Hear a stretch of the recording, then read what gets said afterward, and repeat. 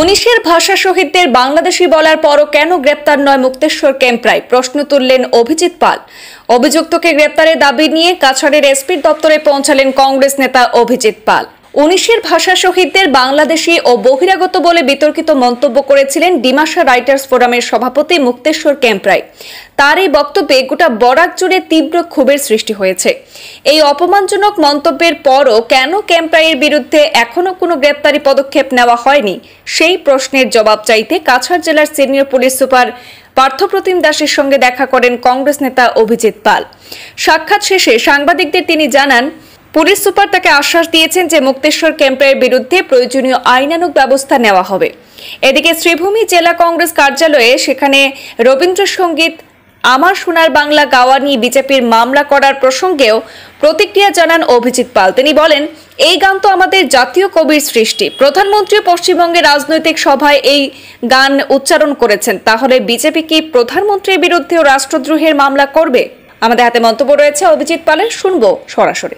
মুক্তেশ্বর ক্যাম্পায় যেভাবে আমাদের বাংলা ভাষার যে 11 জন শহীদ হয়েছিলেন, সেই শহীদদেরকে নিয়ে যেভাবে অপমানসূচক মন্তব্য করেছিলেন, সেটার পরিপ্রেক্ষিতে আমরা শিলচর সদর মুক্তেশ্বর ক্যাম্পায় আসাম সাহিত্য সভার সভাপতিকে এক খোলা চিঠির মাধ্যমে যেভাবে যে 1961 ইংরাজির 19শে মে যে 11 জন বাংলা ভাষা স্বীকৃতির জন্য শহীদ হয়েছিলেন, সেই শহীদদেরকে বাংলাদেশি বলে যে অপমান করেছিলেন, সেই অপমানের পরিপ্রেক্ষিতে আমরা সদর থানায় এফআইআর করেছিলাম। এবং ঠিক তার পরের দিন শিলচর শহরে বিভিন্ন সংগঠন, বিভিন্ন অরাজনৈতিক সংগঠন এবং শুধু শিলচর নয়, বরাক উপত্যকার বিভিন্ন প্রান্তে বিভিন্ন সংগঠনও সেই মুক্তেশ্বর ক্যাম্পের এগেইনস্টে কেস করেছিলেন যে এইভাবে আমাদের শহীদ যে 11 জন শহীদকে আমরা মানে মাতৃভাষা মাতৃদুগ্ধ সমান বলি, আমরা সবসময় এই 11 জন শহীদকে আমরা আজকে শ্রদ্ধা সহিত স্মরণ করি। এবং এই 11 জন শহীদকে নিয়ে এই অপমান করাটুকু বাঙালি সমাজকে অপমান করা হয়েছিল। তাই সেটার বিরুদ্ধে আমরা এফআইআর করেছিলাম এবং এফআইআর রেজিস্টার হয়েছে।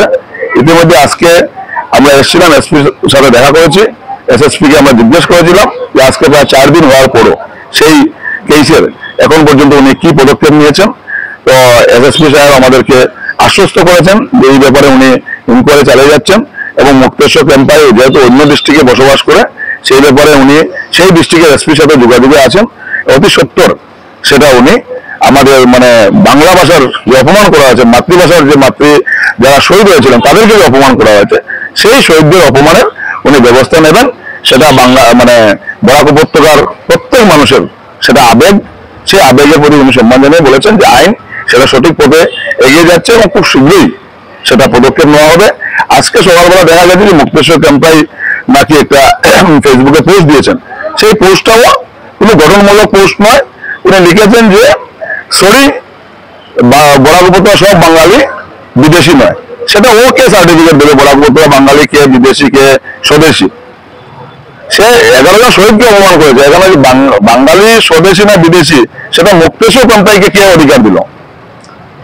সেটা আজকে প্রায় 6 দিন যাওয়ার পরও এখন পর্যন্ত আমরা মুখ্যমন্ত্রীকে দেখি ছোট ছোট ব্যাপার নিয়ে মুখ্যমন্ত্রী নাক গলাতে, মুখ্যমন্ত্রীর বক্তব্য আমরা দেখি, কিন্তু এত বড় বৃহত্তর বাঙালি সমাজ, বিশ্বের প্রত্যেক জায়গাতে সেই বাঙালি সমাজের অস্তিত্ব আছে। সেই বৃহত্তর সমাজটাকে, যে সমাজের যে আজকে 11 জন শহীদ হয়েছেন, যারা আমরা মাতৃসম ভাবি, সেই শহীদদেরকে অপমান করার পরও আজকে 6 দিন ধরে মুখ্যমন্ত্রীর মুখে একটু শব্দ করেননি। তার থেকে প্রমাণ হয় যে বর্তমান সরকার কিভাবে বাঙালি কৃষ্টি সংস্কৃতি নষ্ট করার চেষ্টা চালিয়ে যাচ্ছে। বর্তমান সরকারের আঙ্গুল হেলনে আজকে আমাদের শহীদদের প্রতি অপমান করা হচ্ছে। কিন্তু বর্তমান মুখ্যমন্ত্রী বা সরকারের, বিশেষ করে আমরা দেখেছি এখানে একজন মন্ত্রী আছেন, যিনি মন্ত্রী সেটাকে উনি প্রতিবাদ জানিয়েছেন এবং তিনি সরকারকে অনুরোধ করেছেন ব্যবস্থা নেওয়ার জন্য। নিজেই উনি সরকার, তারপর সরকারকে অনুরোধ করেছেন, যাই হোক উনি তো প্রতিবাদ করেছেন। আরেকজন বাঙালি মন্ত্রী, আসাম সরকারের একমাত্র বাঙালি মন্ত্রী, যেটা নিয়ে একটু শব্দও করেননি। সেটাই লজ্জাজনক ব্যাপার। আমরা বাঙালিদেরকে, বিশেষ করে বর্তমান সরকার, আসাম সরকার এবং কেন্দ্রীয় সরকার শুধু যে ভোট ব্যাংক হিসেবে সেটাকে ব্যবহার করা হয়।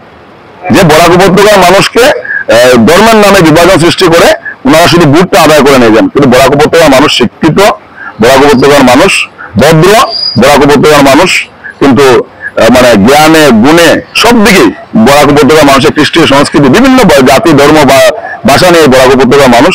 এখানে মানুষের জ্ঞান বুদ্ধি কৃষ্টি সংস্কৃতির দিকে বরাক উপত্যকা অনেক এগিয়ে নিয়েছেন যে বর্তমান সরকারের উদ্দেশ্যটা কি।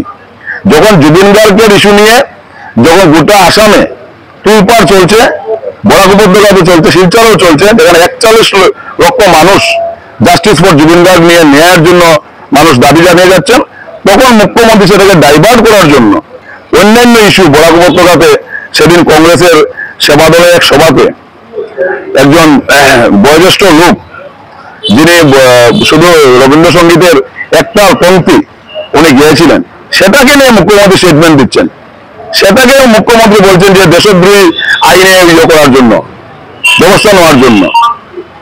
কিন্তু উনি বা ওনার যিনি মন্ত্রী আছেন করিমগঞ্জের, ইনি বাঙালির নামে কলঙ্ক, কৃষ্ণেন্দু পাল, যে নিজে বাঙালি হয়ে আজকে বাংলা ভাষা শহীদদেরকে যখন অপমান করেছে, ওনার মুখে একটু শব্দ নেই।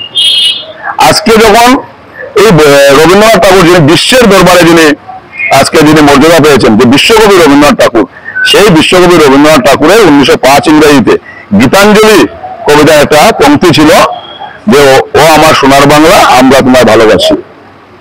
আজকে সেই পংক্তিটা বলার জন্য একজন বাঙালি হয়ে আমরা গর্বের সহিত রবীন্দ্রনাথের আমরা কবিতা পড়ি। আজকে গোটা ভারতবর্ষ নয়, গোটা পৃথিবীতে রবীন্দ্রসঙ্গীত প্রচারিত। আজকে সেই রবীন্দ্রসঙ্গীত 1905 ইংরেজিতে হয়েছিল, বাংলাদেশ গঠন হয়েছে 1971 ইংরেজিতে।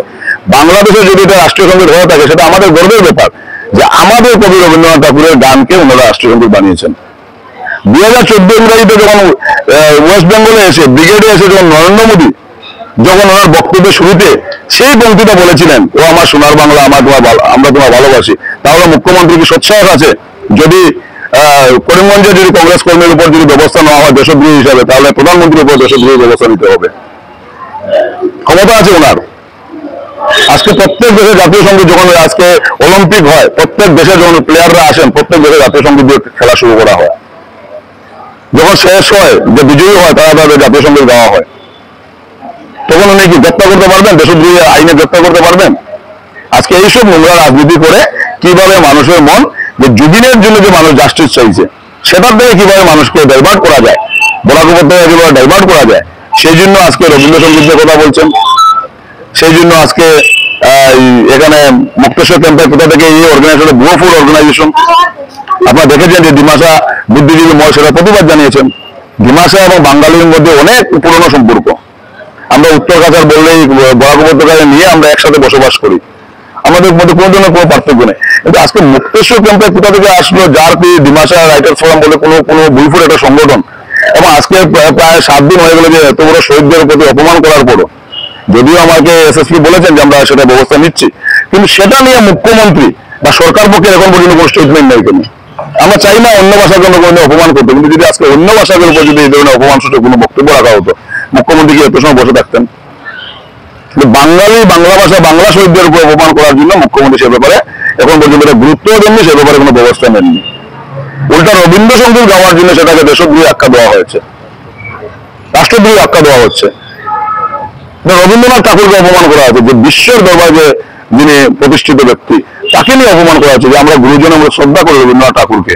আজকে রবীন্দ্রনাথের গান গাওয়া যদি অপরাধ হয়, গোটা ভারতবর্ষের কংগ্রেস কর্মীরা প্রস্তুত জেলে যাওয়ার জন্য, গোটা ভারতবর্ষের কংগ্রেস কর্মীরা প্রস্তুত রাষ্ট্রদ্রোহী কেস নেওয়ার জন্য মাথায়। কিন্তু প্রধানমন্ত্রীর উপর রাষ্ট্রদ্রোহী কেস করতে হবে, উনিও সেই বক্তব্য দিয়েছেন।